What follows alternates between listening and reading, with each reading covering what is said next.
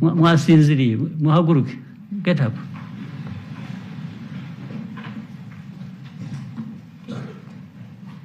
Rwanda ina utaratibu wa kufanya mikutano ya tathmini ya maendeleo ya nchi kila mwaka.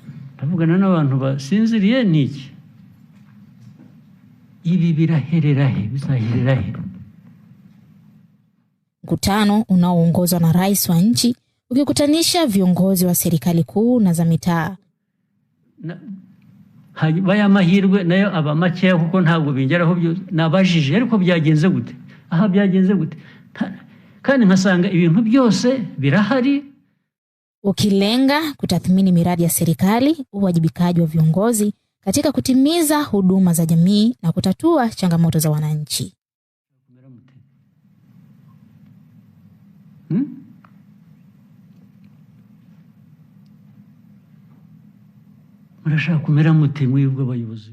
Taasisi ya ufuatiliaji wa utawala bora huandaa ripoti za maazimio ili kufikia utekelezaji na kuwasilishwa kwa serikali.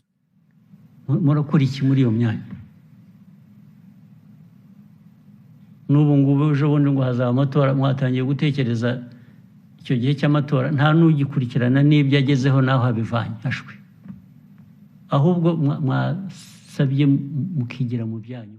Katika mkutano uliofanyika mnamo Machi 23, 2026, ripoti kutoka taasisi ya ufuatiliaji wa utawala bora ilionyesha kiwango cha utoaji huduma kuwa kimeshuka kutoka 78% kwa mwaka 2023 hadi kuwa 71% kwa mwaka 2025.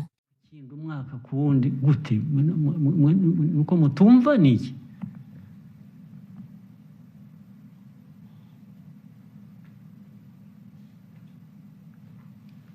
No mahagaze nabwo ntimunyumva ngira ngo mbashyira hanze muri mucaka mwirukanka.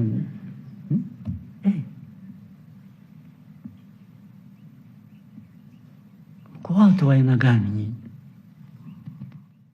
Jambo lililomkasirisha rais wa nchi hiyo Paul Kagame na kuamua kuelezea au kuonyesha hasira kuhusu viongozi kutowajibika.